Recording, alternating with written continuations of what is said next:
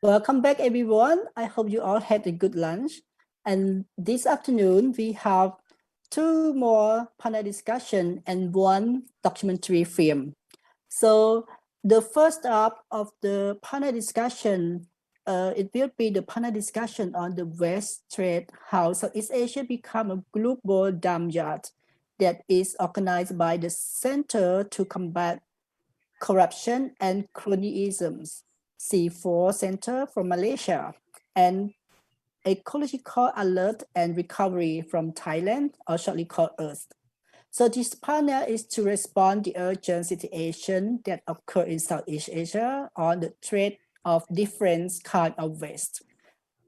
I believe that in this Southeast Asia country, domestic waste is another problem already, but on top of that, receiving from outside of the region is another problem.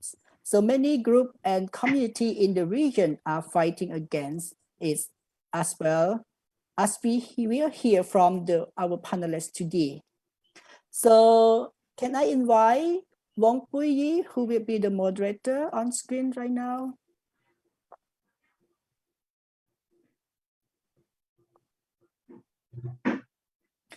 Hello. Hello, good afternoon, Wong. Hi, good afternoon. Yeah. Can you see me? Yeah, I can see you very well. So before I give you the floor, let me give the audience in brief introduction of you. So Wong is investigative researcher at the Center to Combat Corruption and Cronyism in Petaling Jaya, Selangor, where she is focused on the influx of plastic into Malaysia. She is also contributing to a research project on transboundary health at the University of Nottingham, Malaysia, and her work focuses on the intersections and interrelationship among the state, market, and society. And she did her doctoral study in political economic at the University of Malaya. So, Wong I would like to give this floor to you. Thank you very much. I hope you had a good lunch. Okay, shall I go straight into introducing the panel? Yes? Yes, please. Okay. Good afternoon, everyone. Thank you for joining us on a Sunday afternoon. After lunchtime, I hope our panel will be exciting enough to keep everyone interested. So why are we talking about the waste trade? In 2018, I'm sure all of us know, all of us living in Southeast Asia, we know about all the imported waste that was coming into our country. For Malaysia, I'm from the Center to Combat Corruption and Cronyism. So some people might be wondering why it's a Center to Combat Corruption talking about environmental issues. So we find that a lot of environmental issues, in order to protect our environment, we need to make sure that law enforcement is effective. We need to make sure that our law enforcement agencies are clean and well, basically not compromised, not corrupt. So that's why we started looking into this and looking into whether there is a problem with governance that allow all the rubbish to come into our country. So I'm not here to talk about my research. My research is available on our website, so you can go and have a look there. Here today we will talk about the impacts of the waste trade on communities in Malaysia, Indonesia, and Thailand.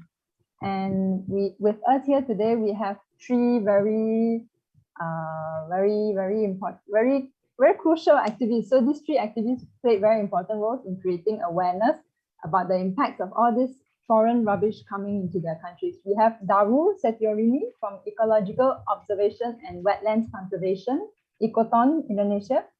And then following from Ms. Daru, we have Ms. Peng from the Kuala Langat Environmental Action Organization from Malaysia. And our third panelist is Mr. Akarapon, Teebthaisong from Ecological Alert and Recovery, Thailand. I just want to outline how the waste trade. This morning there was a panel, and one of the panelists mentioned how measuring GDP, gross domestic product, is it's not an effective measure of progress. And I think in this waste industry, this materials recovery industry, we can very clearly see it. When all this waste is coming into our country, yes, we might have foreign direct investment increasing. Our GDP might increase, but what are the impacts on our people? What are the costs? Who is paying the costs? So I think without further ado, I will pass the floor to Ms. Daru Setyorini to present her story. And then after all our panelists have gone through their presentations, we will have an open Q&A. Ms. Daru? Yeah, thank you, Ms. Wee, as the moderator. So good afternoon, everyone. I am so glad to join this event today to share the stories of Indonesia as a member of ASEAN countries. Yeah, we are the developing countries become the plastic trash shipment destination, yeah, from developed country. Although it used as a raw material for plastic and paper recycling, but in many cases we found that those shipments also bring dirty and mixed waste that cannot be recycled. So it creates a lot of problems in our country. So I will start with showing you the video to show you, yeah, how is the situation of imported plastic waste handling in Indonesia, especially in East Java, where I live. But the case is maybe different from other country, because in my country, in my area, the plastic waste entering Indonesia or East Java as paper waste. So we can check this video together. I will share the screen first.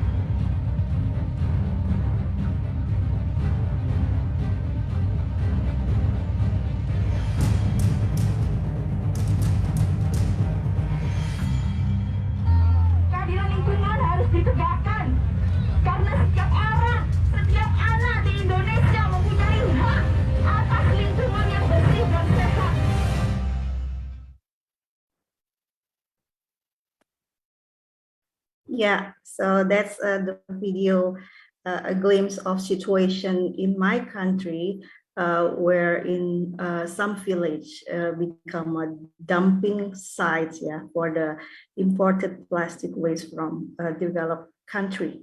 And then I will continue to with my slide presentation. So yeah, you can see my screen right now, yeah. So I want to share with you, yeah, about the situation in Indonesia. Is Indonesia a global dump yard, like the theme of our discussion today? So I want to introduce my organization. So I work at ECOTON. ECOTON is Ecological Observation and Wetlands Conservation. So we are based in Gresik, East Java, Indonesia. And our main focus actually is to protect the river and wetlands ecosystem.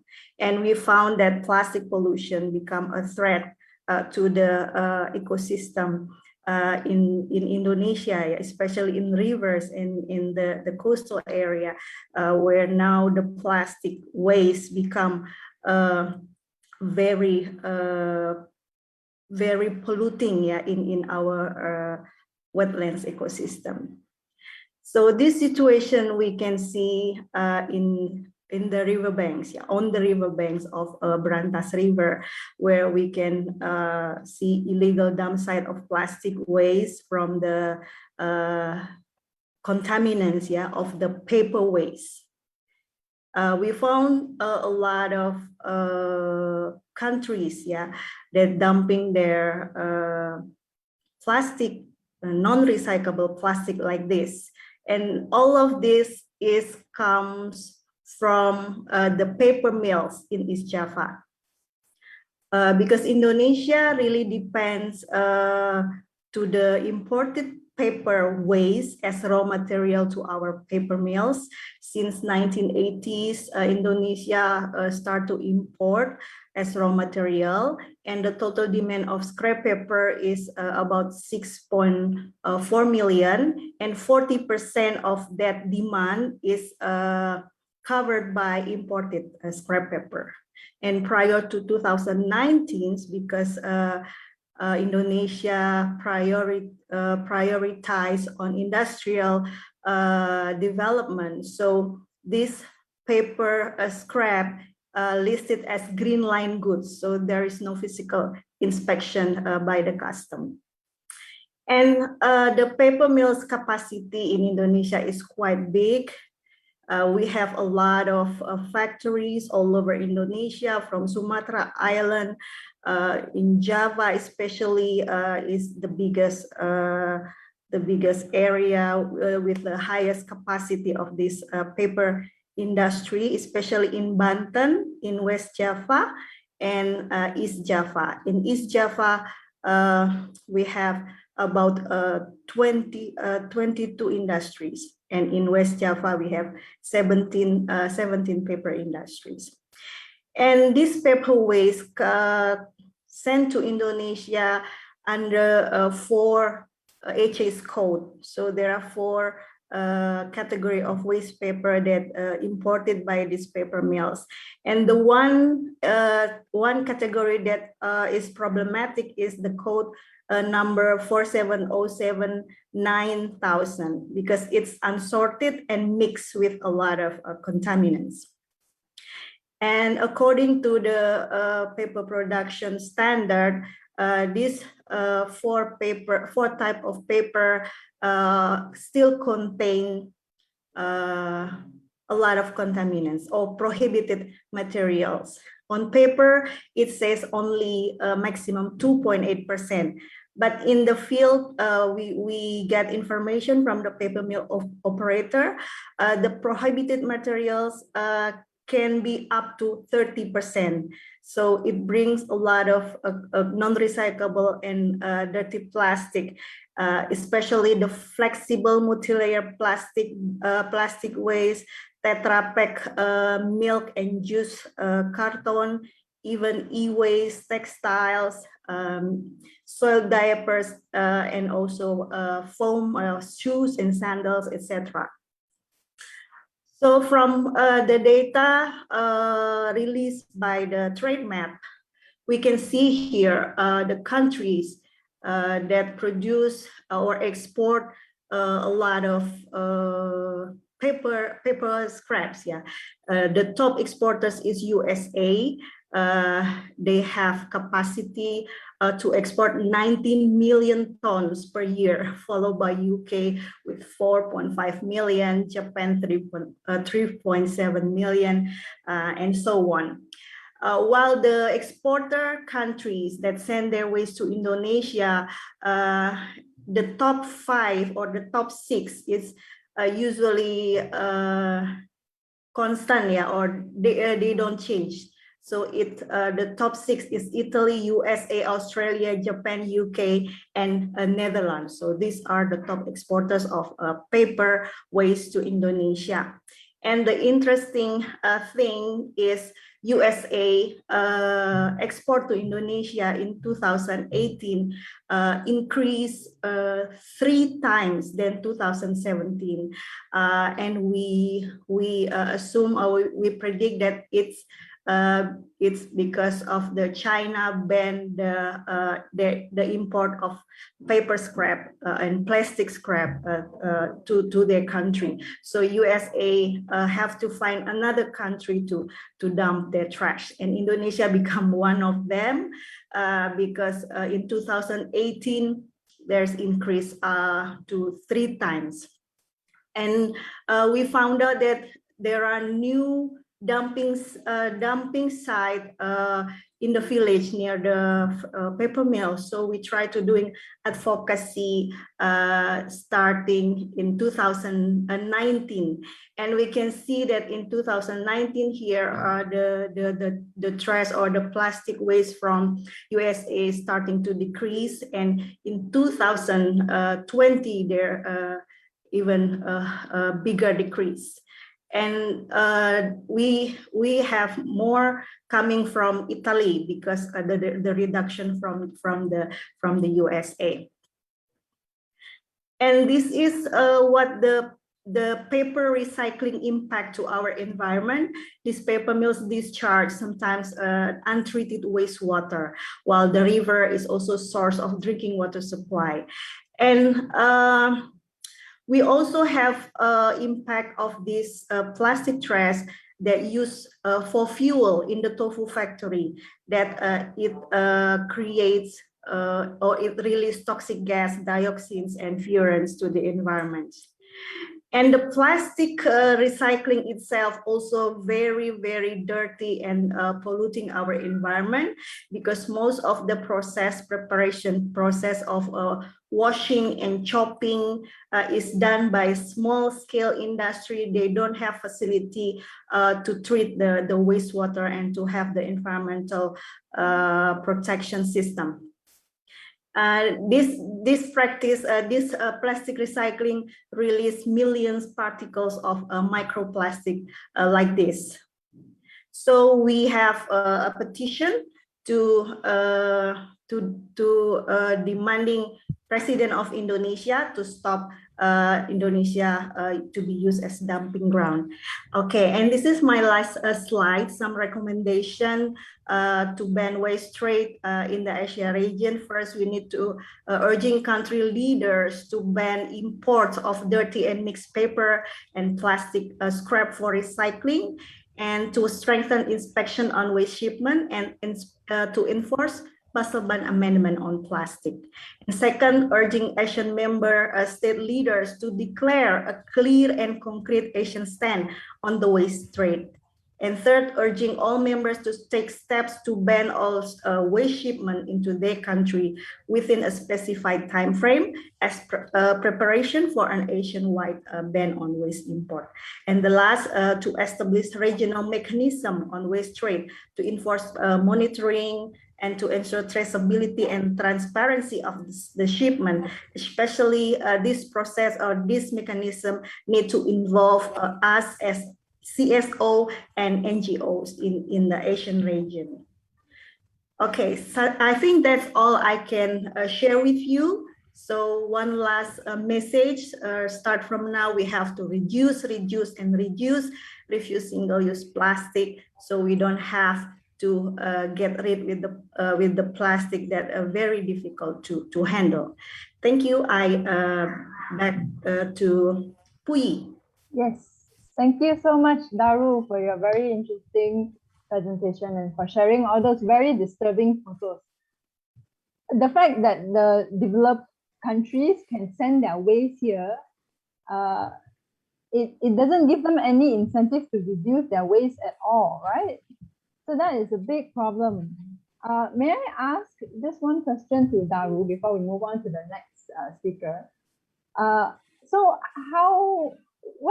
has anyone studied the health impacts on the communities who are living around all these waste, especially those who are living right next to all those fires that are happening? Yes. Some people, the sensitive group like children and the elder people suffer health disease, like respiratory problems, and also some housewife or pregnant women lost their babies. So it happens in Bangun village, and also at the plastic burning site near the tofu factory. But people economy level is still low, so they still prioritize to earn money for living. So sometimes they just don't feel that they have the health issue from the environment, but they keep on doing that because maybe they think it's the easiest way to get the money without they have to prepare a skill, and it's easy to earn money just by sorting plastic and sell it to the recycling company. And I think the impact is not just on the immediate villages, but also to all the people who buy the tofu. Could be the impact. And according to the IPEN study, the chicken egg in the area of Bangun village, where the dump site and also the burning site is already contain very high amount of dioxin that exceed the safety standard for egg to be consumed. So what is the impact of dioxin on people's health? Dioxin is very toxic chemicals. It's like it cause cancer. It can cause cancer, skin cancer, and also pulmonary cancer, and also it can disrupt hormonal of the people. So it will lead to miscarriage and cancer in the reproductive organs, like that really influenced by the hormones. Okay. All right, thank you. We'll get back to you later. Now let us move on to our second speaker from Malaysia, Ms. Kuala.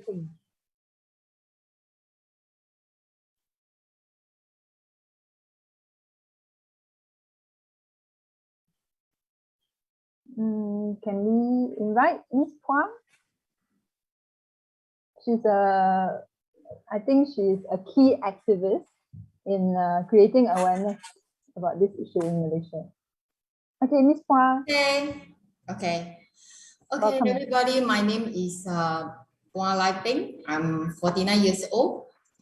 Okay, I come from a NGO in Malaysia. It just new established about 3 years ago to start our struggling with the plastic recycle factory in my kampong. My kampong's name is Teebthaisong. It's a 30,000 residents. We faced a very big environment disaster in year 2018 that we surrounded by more than 30 plastic recycle factory recycle import plastic waste illegally.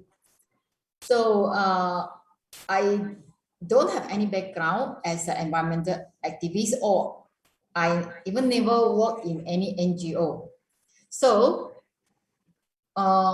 because I have a background as a chemical engineer, so I noticed that there is a big change in my environment, that many people felt sick, especially those respiratory problem.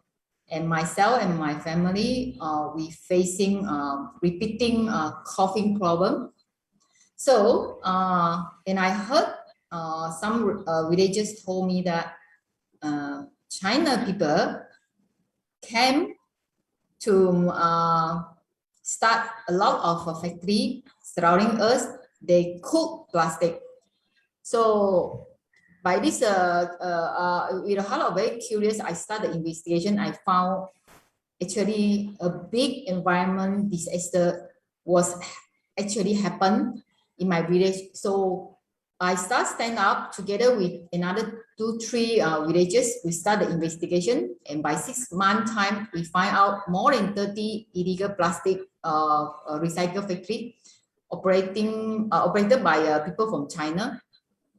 And I also found a lot of plastic waste from overseas, like like UK, USA. So our struggle initially just ignored by all the authorities. End up we get help from media and also from the NGO. Then we succeeded to let the authority to take action, close down all the plastic recycle factory illegally, the one. But since then, I get involved more in this issue about import waste, because I found that is not a small issue or small matter happen only in my village, but it's actually, it happened in my country and involve many places, and actually it's a very serious global problem. So I would like to share some of my findings for the past 3 years, and I also been contacted by few community in Malaysia, from north of Malaysia or from the middle of Malaysia. Community told me that they have the same experience like us, and we also try to help them by sharing our experience.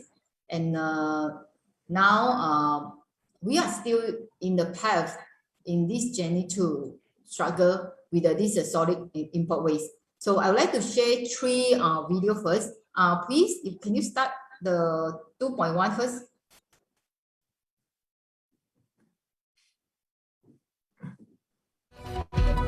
Suasana tapak yang terbakar, lokasi Northport.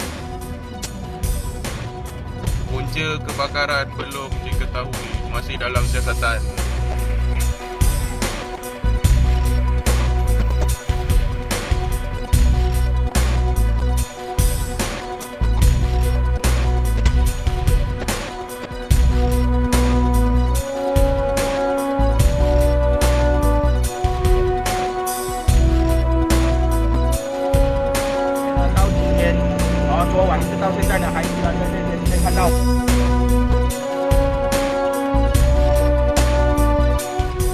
Dari semalam pukul 8 sudah terbakar, lepas tu pukul 11 malam sudah cover. Lepas tu sampai pagi hari ini tengok masing berusaha lah dibomba untuk memadamkan itu api. Api ni dari semalam sampai hari ini masing ada. Bukan senang ini kerja.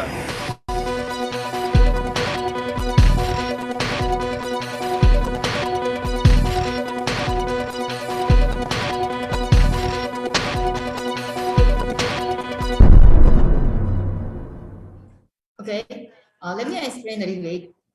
Since China banned the solid waste import, and there was increasing waste sent to Malaysia, start from year 2013.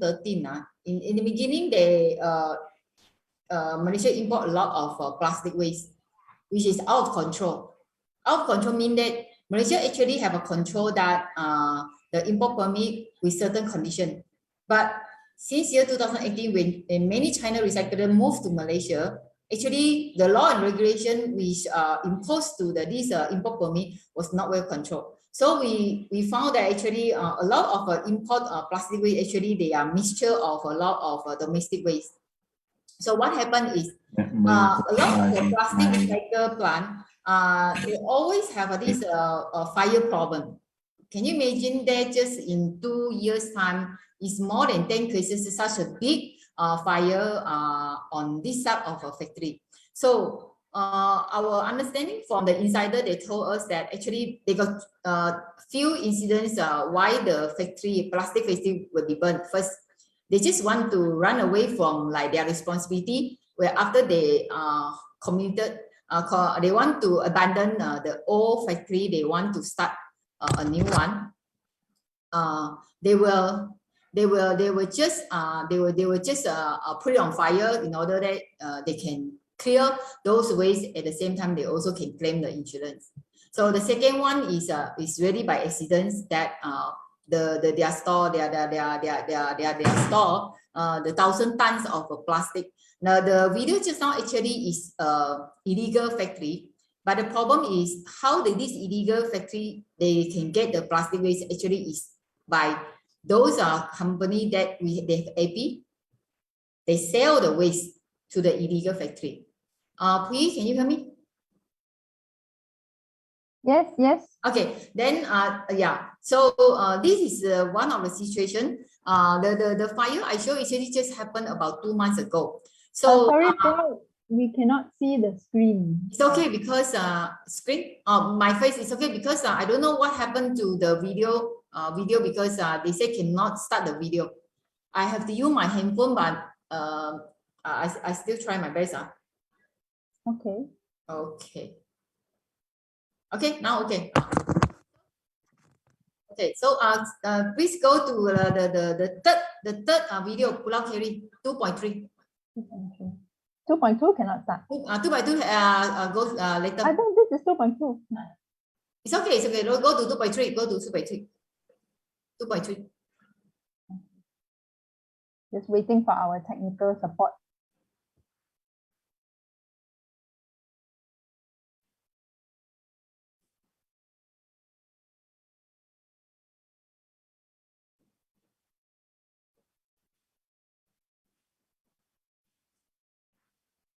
I think maybe there is some issue with 2.3.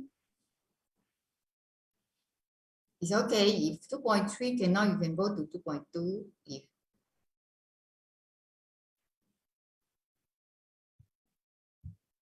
so, what would you like us to see in this video?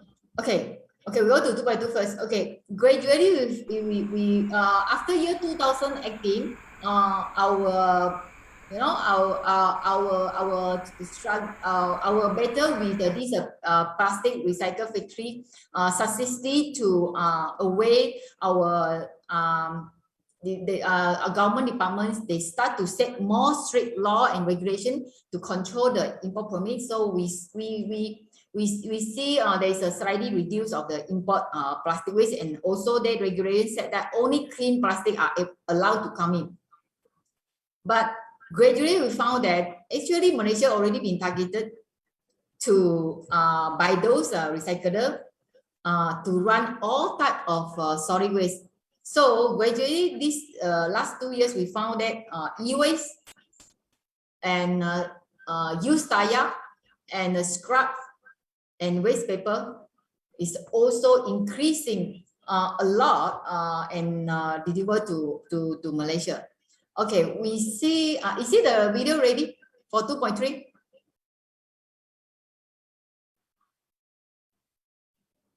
Oh, it's okay. Okay, so I continue.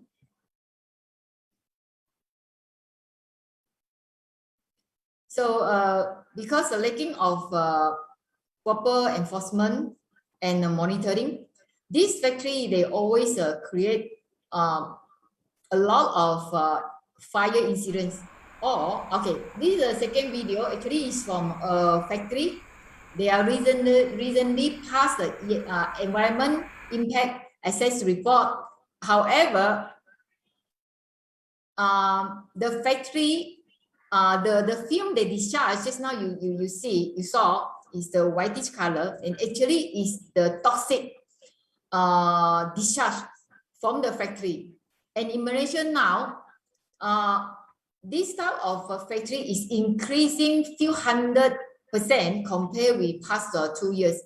Most of the operator is actually people from China, because China now already banned all type of plastic waste to come in, all type of solid waste. So okay, this sorry, because this is not this video is not to my me. Okay, you can see can you imagine if this is about 1 to 2 kilometers away from my house, a small pot, a private pot, they stock up to few thousand this so-called used tire, and it was on fire. And they explained that actually the tire was illegally been stored at that location repeatedly for more than 20 years already.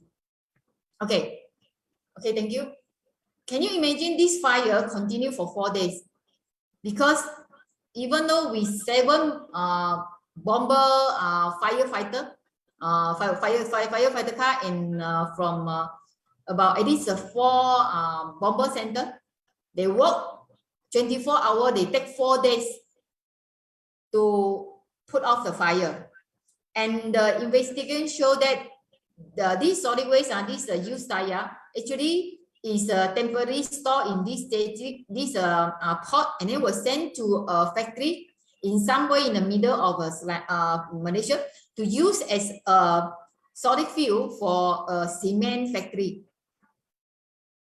Okay, so you can see that Malaysia now we are facing a very big environment disaster from this type of factory, and we found that now the investor come to Malaysia, and the biggest investor actually is all from this type of recycle factory.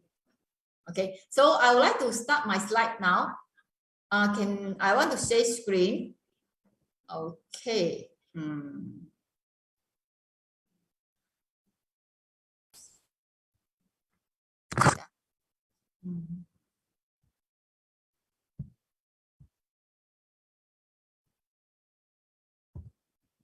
Okay, can you see the screen?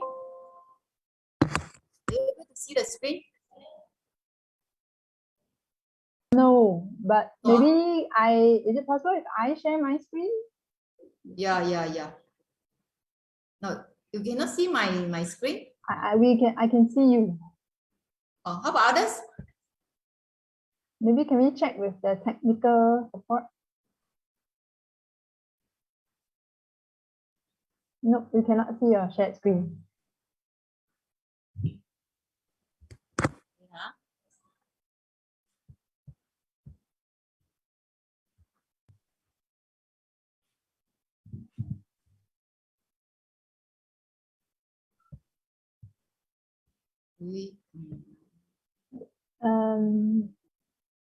Okay, no. Here. How about here? How about now? Yeah, yes. Oh, good. Yes, Sorry, yes. it's my fault. Okay. Can you put full screen? Full The screen. slideshow, the bottom right, there's one icon, Bottom right. right. Right side, near the 63%. Bottom.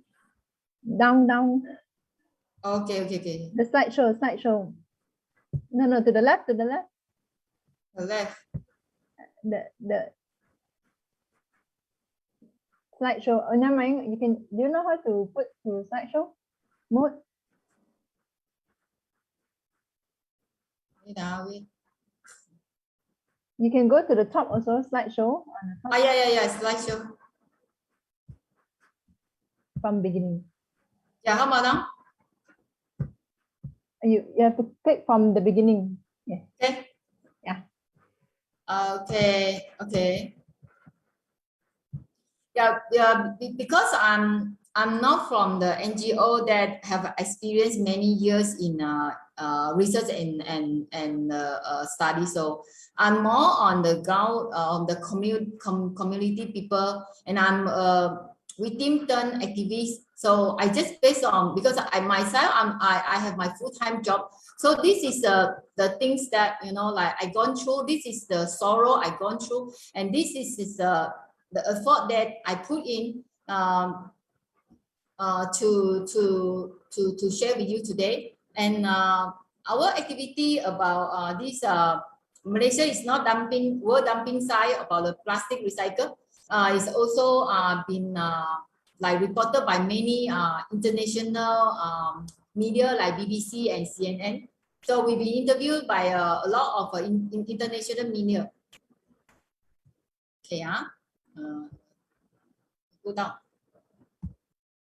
Okay, so as you know that since year 2013, China announced they will gradually like stop import of the solid waste, and Malaysia become one of the country import the solid waste and take over China as the biggest import country of this solid waste. Okay, this is just now that the Pulau Keri, which has just happened 3 months ago. Can you imagine that, you know, like in Malaysia, the enforcement and the sensitivity of the government about the pollution of a solid waste, they don't have a sensitive enough yet to know that this disaster. What happened when this fire happened? The government even they didn't evacuate the resident beside the area, and they also they didn't open, you know, the investigation report to us, even though we already submitted our request to them that, you know, we want to know that, you know, who this waste is belong to which company, and then what's the purpose, and then what will be the action taken by the authority to prevent the reoccurrence.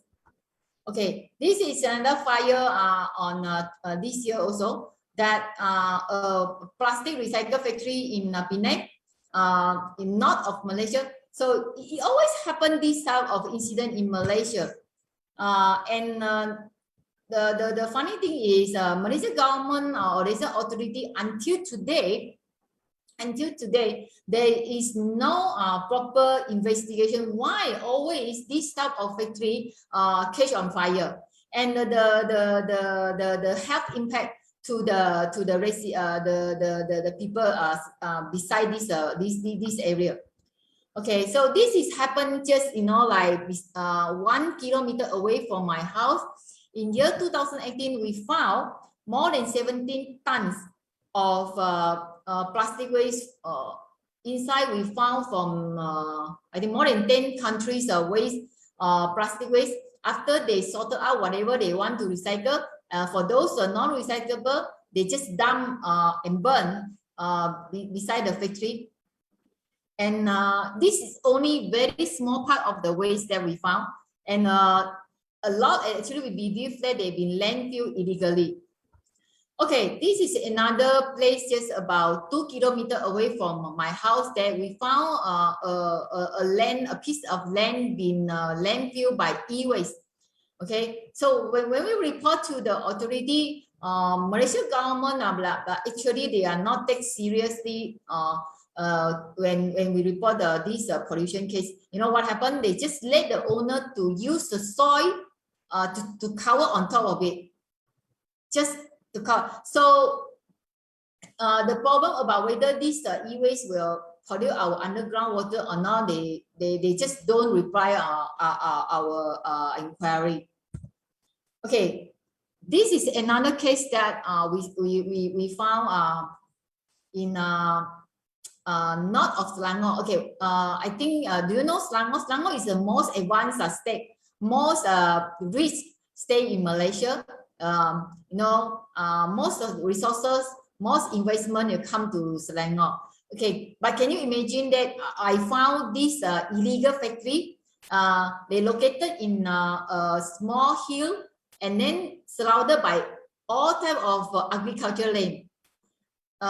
And they mill the aluminium and other heavy metals illegally, and they discharge the toxic film just without any air pollution control.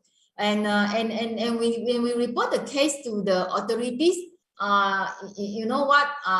The authorities even told us that we was wrong. We was wrong because they say inside just a hostel of foreign worker. Until we show the drone and everything, then only they took action. Okay, so nowadays we found it in Malaysia. Many this type of recycler, they find places like in rural area of Malaysia, for example, those in beside the forest or inside the forest. Okay, because they use a very low technology to recycle those waste. So they don't apply those like environment assessment report approval. So and nowadays we found that their melting machine is very I don't say advanced. I mean they are very high efficiency that they just need a small area of a place, and then they're able to do recycle of those scrap, especially heavy metal. So this also after they produce the waste, they will just the landfill those toxic waste which is unscathed waste just directly beside the factory. Okay, this is the drone that we took last year. We found a small port nearby my house, just about 2 kilometers. They're illegally smuggling scrap. So just beside the port, you see, immediately have a smelter, a illegal smelter. This whitish color film actually very toxic and very smelly, and it make people surrounding the area feel very uncomfortable. So when we report to the authority about the smuggling activities, and until today, it's more than a year already, we didn't receive any reply from them. And actually, inside this port, we got informers information to us that actually surrounding here is more than 10 factory running smells melting of copper, aluminum, or any kind of metal solids. But until today we get the reply saying that no smelter inside the port. So in Malaysia now we are facing a very big problem that this disaster and this pollution is very difficult to control. The first thing is due to the very weak enforcement, and also this corruption problem. Because we found that this type of illegal smelter is increasing very fast in Malaysia now. And it already like take over plastic, become another major this solid waste pollution problem in Malaysia already. Okay. Sorry, Ms. Pa, I have to ask you to speed it up so we have time. Okay, sorry. Okay, the last one is about the paper recycling. Malaysia in the recent 2 years time increased a lot of paper recycle factory investment, and our argument our authority now is those factory they have been approved to located in a very bad area, which is just beside a factory, beside schools, and also the resident area. And can you imagine that actually all these factory, they will have incinerated to burn 1,000 rubbish from their waste. Okay, this is the photo we took, we get from our insider, our whistleblower. They sent us this photo. As you said that a lot of plastic waste be mixed in this factory, but in the NIA report, they say that they can recycle all the plastic waste which mixed in the paper. Okay, so this is all my slide. Okay, Thank you. the end of your presentation. Thank you so much. So Lei Peng just brought us through how Malaysia's problems have moved on from plastic waste to paper, to electric and electronic assemblies, to tires, and something very worrisome is non-ferrous metals, scrap metal, including aluminium, copper. It could also include maybe lead, nickel, we don't know. So these are the current issues that Malaysia is faced with. And now I would like to pass the floor to Bob from Thailand to share a bit about the situation in Thailand.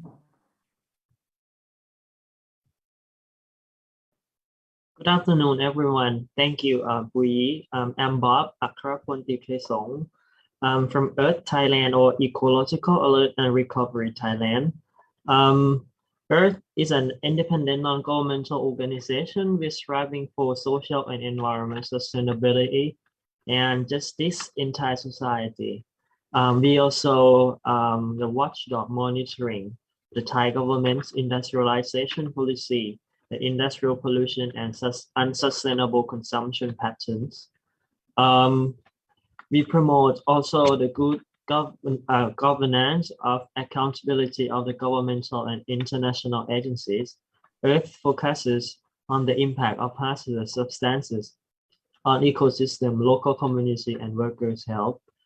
So in a short word, so we work on industrial pollution monitoring, watchdog monitoring the pollution, and support affected community in the local area to, so I would say, to fight with the pollution, with the polluters, and also we follow the governmental policy on such a development or the countries of industrial development.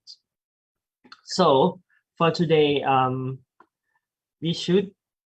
I should tell you about waste rate. How is it in Thailand?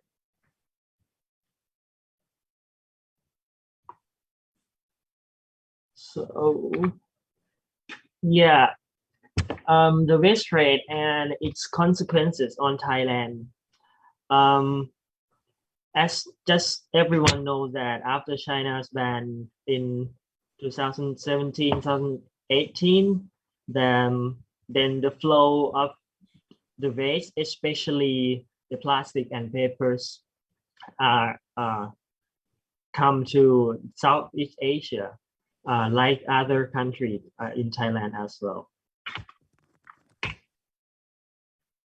You can see here is the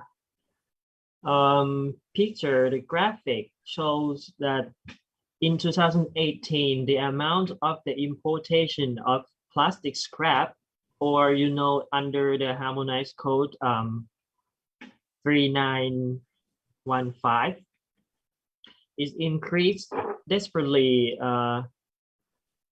different from the past 4 years, especially from Japan, Hong Kong, the US is take the most part of exportation plastics into Thailand.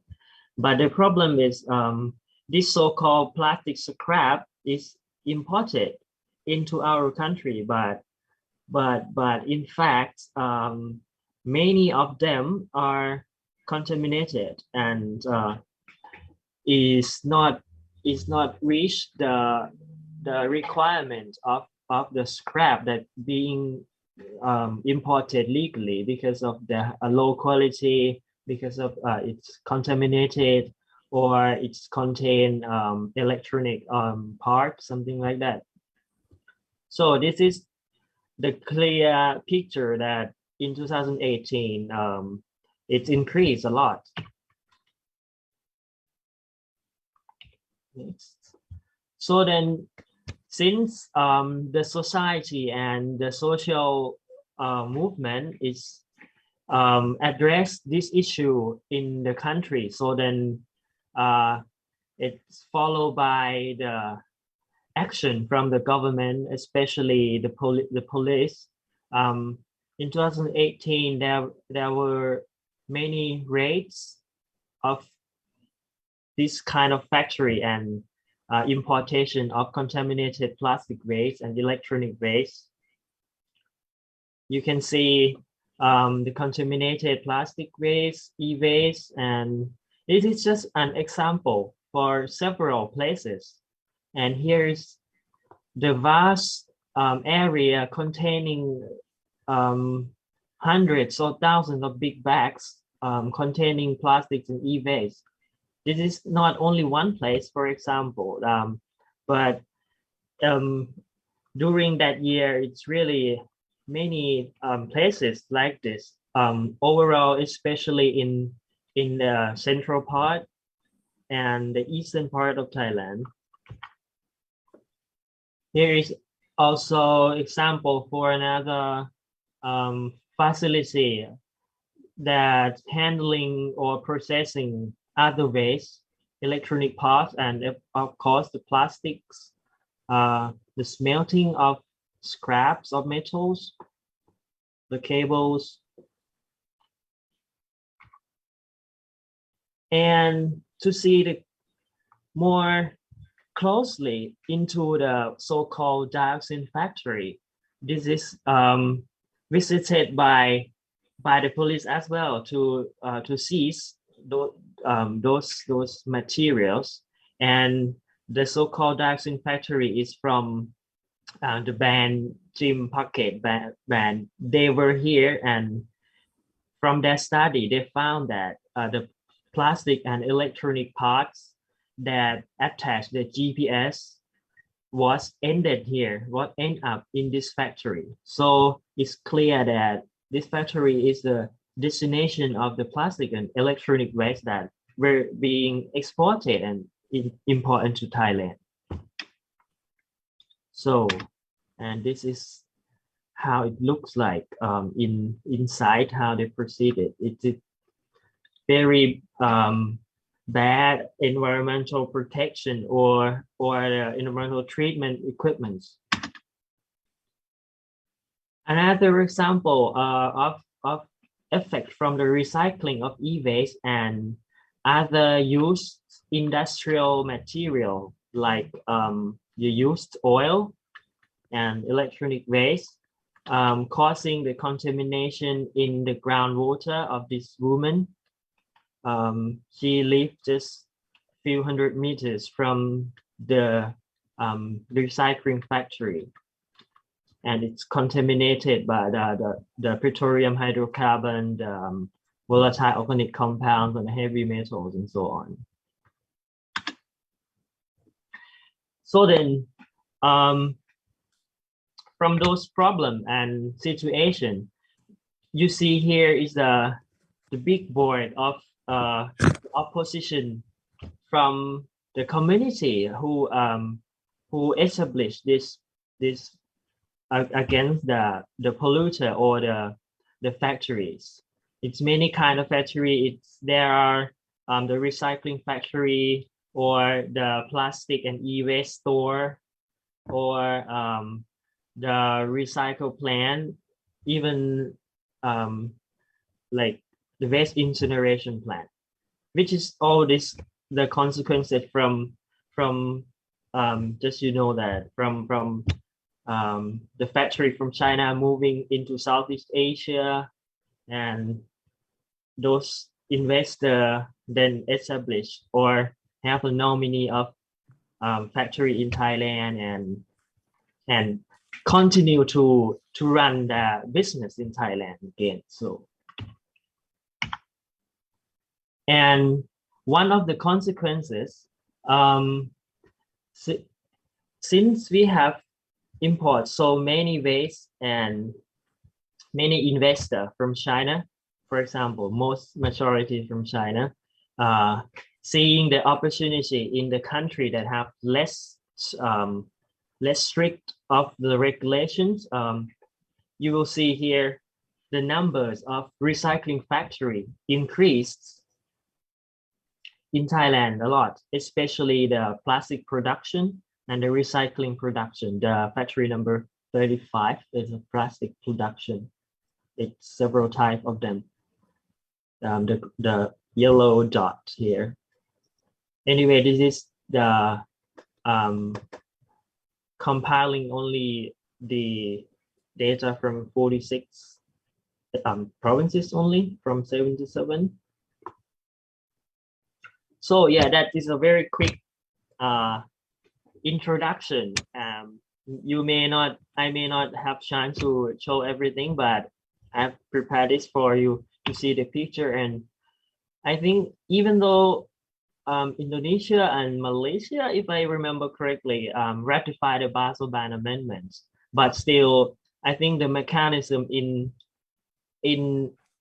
domestic regulation for every country should be established and come together to pact as a region to prevent the import kind of waste. And so we all in all countries should ratify the Basel Ban Amendment, and most importantly together to implement that. So yeah, so we can discuss later, but I think is all for the presentation. Thank you very much, Bob, for sharing. Can we have all our speakers together so that we can start our question and answer session? Okay, we have Hua, we have Bob, and Daru. So something that very interesting that I noticed that both Hua and Peng and Bob mentioned was the role of Chinese businesses, because we know that for the past 30 years, the Western nations have been exporting their waste through China. And finally, in 2017, China said, no, we don't want your waste anymore. And they decided to institute a ban beginning January 2018. And in their submission to the World Trade Organization, China said that we don't want imports because of the waste pollution. We cannot manage, there's just too much smuggling. It's too difficult to monitor and to enforce the law. And so I would like to ask our panelists to elaborate a little bit more about the role of the Chinese businesses in setting up of these recycle factories. What do you know about it? What is the role of Chinese businesses from China? Are they coming here? Are they setting up independent factories, or are they working with the locals, or how? Maybe we can start with Daru. Are there Chinese business influencers in Indonesia? I'm sure there are investments coming from China, but specifically, I didn't follow that kind of progress. Yeah, so we do more on the field of the environmental impact. But according to our colleagues in Jakarta, there are a new investment coming to build a recycling facility for plastic, like in Jakarta area and maybe in other industrial city. Yeah, I'm sure there are, but I don't know much about that. Okay. Hua, would you like to add anything?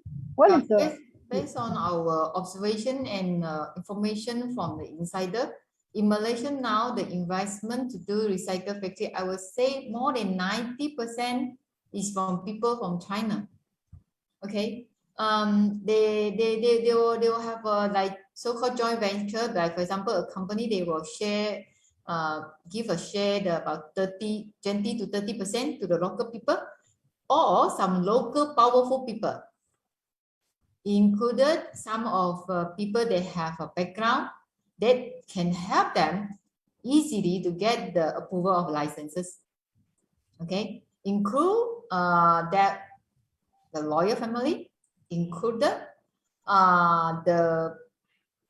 the people that have a background that they're able to pay off all the level of officer in the government, or there are people that they can help the China investment people to stop the voice from the local residents. I mean, you know, like us, we facing some cases like we've been threatened. Okay, to shut out our the resident been threatened for not reporting pollution case against the factory.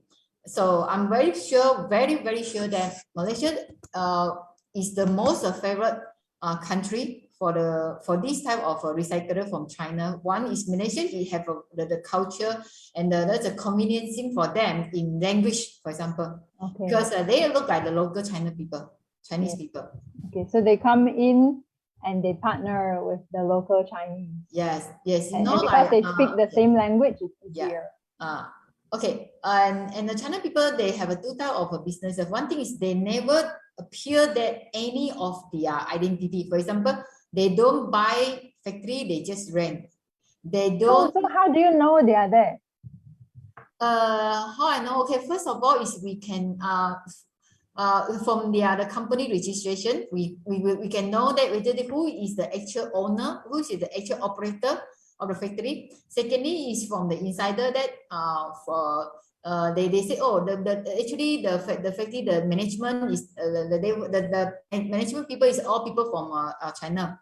Or we can know from that from our investigation, we saw China people come in and out from the factory. Okay, so nowadays a lot of investment, they want to make a very big scale recycle plant, no matter it's paper or scrap. They come in a very big investment amount. It's up to billions, 2 billion, 5 billions Malaysian ringgit. So from the registration of the company, we definitely can prove that actually it's all China-based company. Okay, so it's very interesting that the China decided to ban the import of all these solid waste to protect their country, and then they just let their people go out and have their businesses in other countries, even though they know the risk to the environment. So there are many players in this whole waste trade. We have one question that asks, for the waste that is exported from the other countries, from the Western countries, how can we ask them to be more accountable for their rubbish? So maybe Bob, would you be able to answer this question? For the waste exported by the Western countries, how can we hold them accountable? You are muted, Bob. Sorry, could you repeat? So we know that in this waste trade, this international global supply chains of solid waste, there are a lot of different players from different countries. And we know that for one, Chinese businessmen came to Southeast Asia to set up businesses to accept the waste. So now let's talk about the people who are sending out the waste, who are exporting the waste. For example, in 1st of July this year, Australia instituted a ban on mixed plastic waste. And there was an article written and reported in the Australian media where they were asking, how can you ban the export of mixed waste? What are we going to do with all this waste? If we let it stockpile in our country, there will be a fire hazard. If we throw it to our landfills, it is a waste of materials. So, but they never think that when they send it to our country, it could also get burned, get landfilled, and create environmental problems here. So there's this question that one of the audiences is asking, how can we hold Western countries, exporting countries accountable? I think for all countries, we should so kind of treat each other the same, like and every country should be confident that, for example, China, they decided to ban solid waste and various of contaminated waste, and their argument to the WTO was we want to ban this and this category, 24 categories, for example, and first of all, for protecting of environmental and people's health, so we don't accept waste anymore, something like that. Like the other Western country, that they also want to protect the environment, but why Asian country have less important that to suffer of this importation of waste. So under the circular economy or sustainable development goals, everything is, I think, which country produce waste, that country should manage that, shouldn't export to other countries. But how can we make them not export? because this issue started in 2018, and all our countries, our governments have taken steps to try to solve the problem. So maybe Bob, you can share what did Thailand do to try to stop the pollution, to stop the waste, the mixed waste from coming in. In my opinion, the action of our governmental agency is not sufficient. Okay. It's not strong enough. You know, I think the action that they take is too less. So what to say? Okay, maybe I can clarify. What did they do, and what do you think they should do? I'm going to ask these questions to the others as well, Ms. Phua and Ms. Daru, so please prepare. What did the government do, and what do you think they should do better? For example, in terms of the balance of import waste, or so they never call waste, they call scrap or used material to be the material that new recycling again.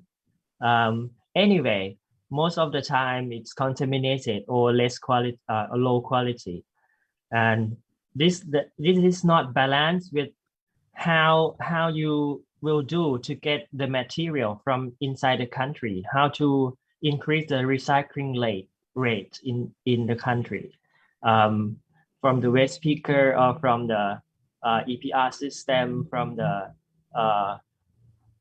how to so that they can get more material, recycled material from inside the country, not importation. Okay, but they do the importation because of it's cheaper, but it destroyed the domestic recycling system in the country. okay. And there is corruption and everything about the quota, the license of importation of waste, and it's about money and corruption, and so that they overlook the system in the country. Yes, that's a very good point. When all the Western consumers, when they're putting the plastic bottle in their recycling bin, they think they're doing a good thing, but their plastic is being sent over here. And then over here, our scrap pickers and our small recycling initiatives are put at risk because they cannot compete with the larger ones who are dealing with the imported waste, right? So as Bob said, it destroys domestic recycling. That's a very good point. And also what you mentioned about corruption, how maybe you could explain what is the role of corruption here? Well, because of the recycling factory or dispose of waste factory, they need actually they get money from this is what I heard from the officer in the custom. Maybe the importer in Thailand, they even get money from receiving that waste, because of the Western country want to get rid of this waste by paying money for Thai company to get this. You get my waste, you get money. It's even that. So and agencies who giving license, maybe they get also some money from this factory, because of it's not only company that import waste, it's also company that processing industrial waste in Thailand. It's quite related. But the end of the day, those waste couldn't be directly recycling, or couldn't be directly be used in the process of production, because of it contaminated and it low quality. So it has to be disposed at the end, and the burden it's on Thai government to dispose those e-waste. So it does not make sense. Why don't you just prevent the import from the first place? Yes. With all the import of all these waste, definitely there will be residual waste that cannot be recycled. So, Yes. Yeah. So I would like to ask Daru, what has the Indonesian government done to address this whole pollution because of imported waste? Yeah. And if you have anything that you think that they should have done, but they didn't do. Yeah. After we conduct a campaign, since early 2019, there are a lot of change, in the paper and plastic scrap import regulation. So right now, Indonesia have a new 3 ministerial agreements. So from the Ministry of Trade, Ministry of Industry, and Ministry of Environment, they together set the limit of contaminant level in the plastic and paper scrap should be less than 2%. But the recycling company, I heard from colleagues from the developed country, 2% is impossible to follow. So usually they have more more than 5%. So but at least we have the regulation, and we will push Indonesian government to enforce and to provide mechanism for public monitoring, because the data of the waste trade is very difficult to access. So we don't know if there is inspection or the customs catch some illegal exporters. We don't know that information. We don't have access to that information. Okay. So they don't share. If you request, do they share? It's difficult. Sometimes they also don't want to share. So for the developed country, I think we also push them to take responsibility to manage their own waste, because they have more capacity than us, the developing countries. So they should deal with their own waste. They have maybe compared to us, they have high moral value. They have democracy run very well, and also they promote justice, human rights. So we have to ask them or push them to take their responsibility too in this waste trade problem. They have to recycle their own waste, because what we found in the field recycling process in our country is very polluting. So we need to do a joint campaign among Asian countries to push these exporters to hold them accountable. So we can do protests to the embassy or shame them, calling their leaders, or send their trash to the embassy and report or spill their environmental impact in the international forum, like in Basel Convention or Climate Convention, etc. We need to do that. So let's collaborate to have a joint campaign to ban this waste trade from developed country. And for the internal domestic waste handle, we push government to increase segregated waste collection domestically. So we have our own raw material for paper, for plastic recycling, and we can stop exporting trash from other country. We also will continue do the protests to our government to ban imports and to push them to enforce contamination limit 2%, to enforce the Basel Ban Amendment very strictly. So we can prevent environmental pollution, and also we become like a dump site. We don't want to continue this. Okay, from what I know, the Basel Ban bans certain types of plastic. It doesn't ban homogeneous, clean plastics, right? Yeah, it's allowed to export clean Yeah. and homogeneous. So do you think it's possible for a complete ban of all plastic waste?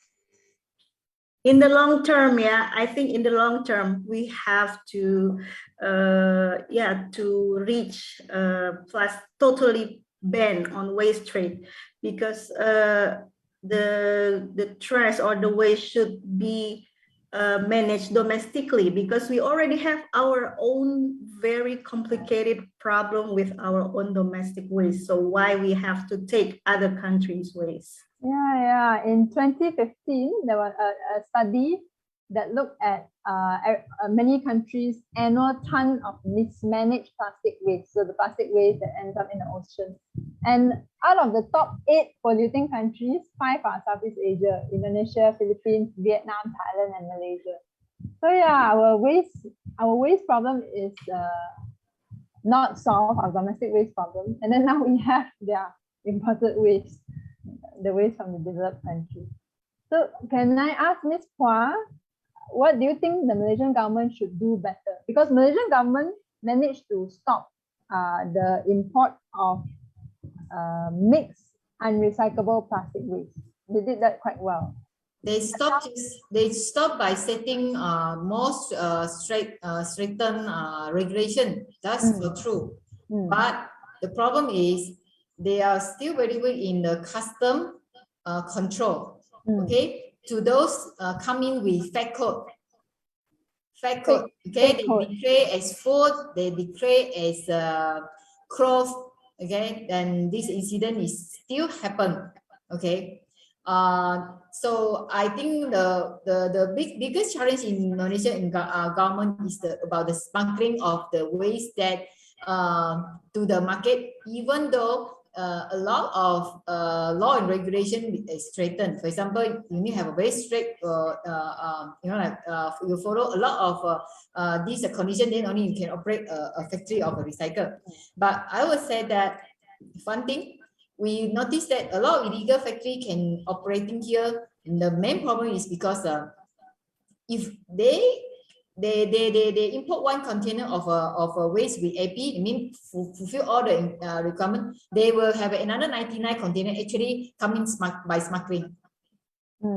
Yeah. Okay. So the biggest challenge in Malaysia government, I think, is the control of this smuggling from the port. So why the smuggling problem can be so difficult to control and also to monitor. Okay, of course this is about corruption.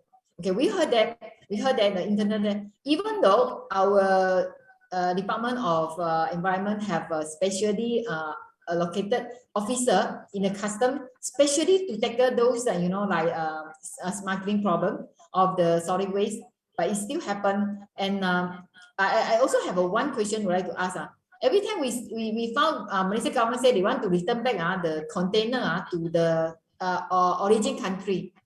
What is the penalty that our Malaysian government have the right to penalize them, to charge them? The reason e-waste container found from Hong Kong to Malaysia, Hong Kong government already take action to find the forwarding company or export company by 7,000 ringgit Malaysia.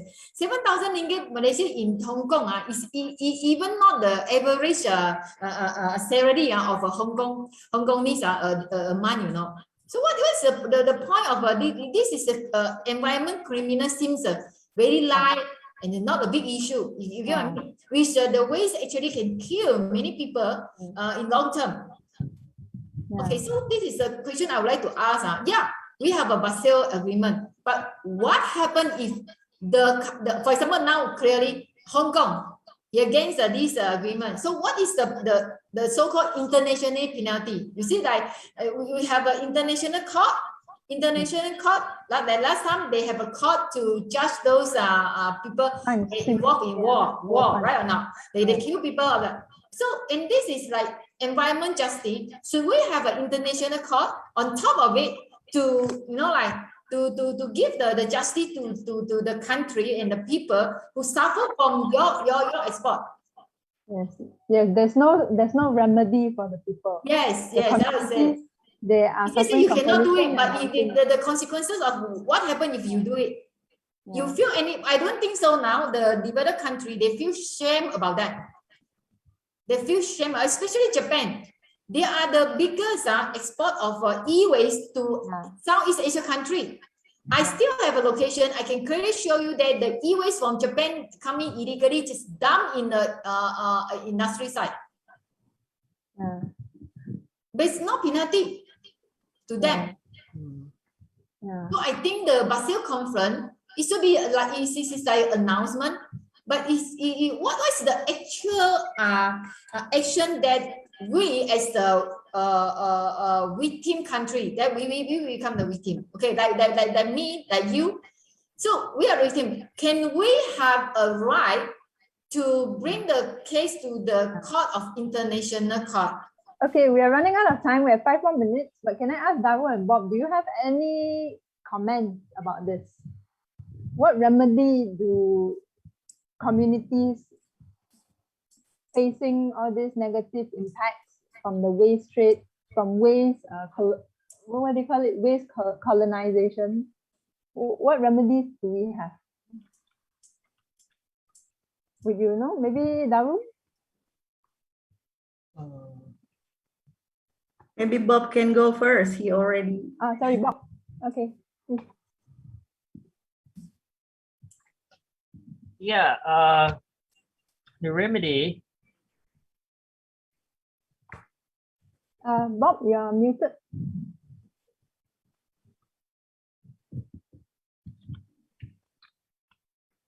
Bob, you need to unmute.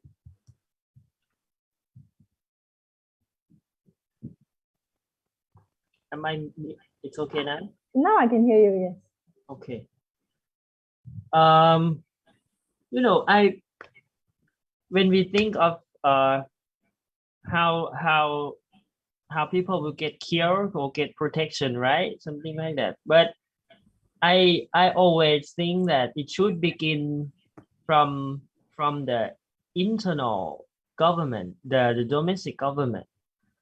No matter if there is Basel Convention or not, but if your government is not has no intention or not serious with look closely into the importation, into the details, it is considered waste, is it considered not hazardous waste or waste or not. It's most of the thing is just focused to the government. Do you really have intention to protect people? So then it doesn't depend on the citizens. Of course, the citizens want the best quality of life and good environment and health, but the state doesn't protect their people. Instead, they allow importing of used material, whatever they will call recycling or circular economy or technology, transportation. It just all the mask. It's not. It's good in theory, but in fact, the government shouldn't follow all those and let the people be victim. So I understand the question, but I would like to focus on this, and we have to implement and enforce and strengthen the regulation inside the country to protect the people and the environment. Okay, okay, we are running a little bit out of time, but just to close up, this week there was a session of the Human Rights Council at the United Nations, and they had very interesting discussions on plastic and human rights, or the right to science in the context of toxic substances. So I think the human right to a healthy environment is increasingly being recognized. at the international level, and as developing countries, we need to support the international call to enforce this right and hold our governments accountable. So as a parting statement, may I ask Daru to start first? So you could add a little bit more to the question just now on remedies, international remedies. And to close up, I would like to ask you, how can the people make the government improve their regulation? What can we do if the government refuses to listen? Yeah, so the remedy for people to restore the polluted environment. So I think it really depends on the government willingness. Government must protect the people. So the people that impacted by the dumping of imported plastic waste, they should have access to the health service, to check up their health regularly, and maybe to get some cure for their health disease, impacted by this plastic recycling and handling activity. And government, it also have to clean up and close all the dump sites. The situation in Indonesia is improving because now less trash can go out from the factory. Because the factory have to deal with the contaminants their own, So unfortunately, government push the paper mills to build incinerator.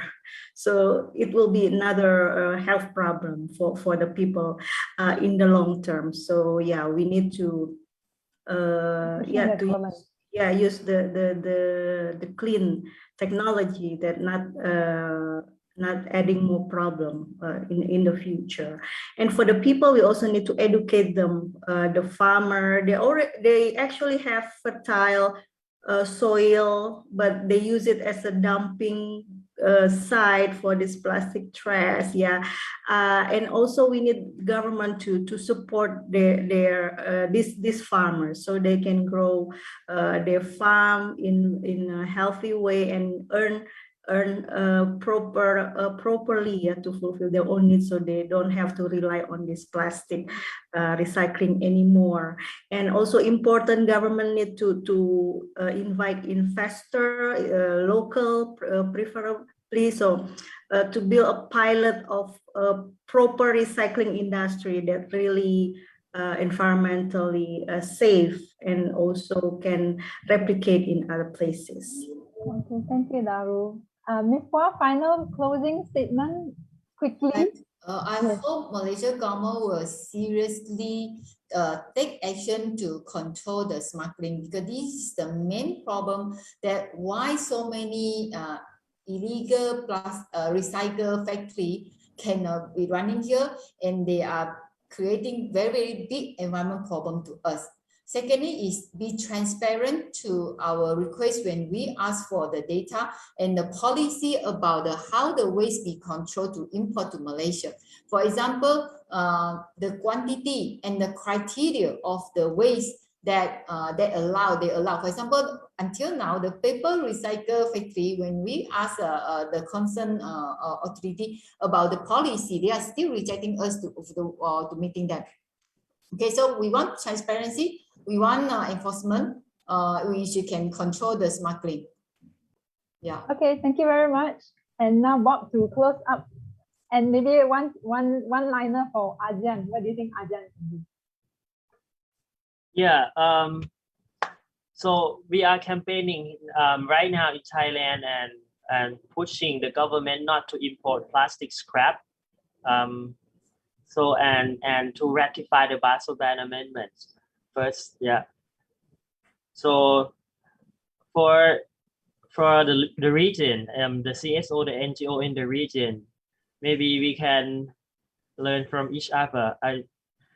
Many times I see the Indonesia, the Philippines or the Malaysia send back the waste to the origin country, but I have never seen that news in Thailand. It's being reported that they force those waste back to origin, but I haven't heard or I haven't seen no article about that, so it's hard to believe. Yeah, and we need to learn from each other and not to be the trash of the world. Okay. Okay, thank you very much. Thank you to all three panelists for your time. I think this is a very complex issue. It's about corruption, it's about enforcement, it's about the economic system, it's about educating local communities to protect their lands. It's about proper waste management in our own countries and also in the Western developed countries and also Japan.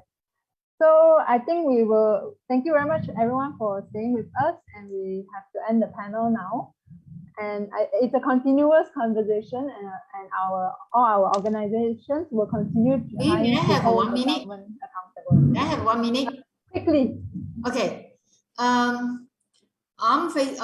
are noticing one situation happening now in my community is the cancer rate increase, which is in China. There is one said that they have more than 200 cancer village, which when producing those recycle factory. Okay, so the recycle industry, the surrounding area, there will have a cancer village. So they have about 200 plus. In one sentence, sorry, you have to summarize in one sentence. Okay, that means that this is happening now in Southeast Asia country, Thailand, Indonesia, and Malaysia. In Malaysia, I already saw, at least my community, we have a 4 to 6 times increase in the cancer rate already by past 2 years.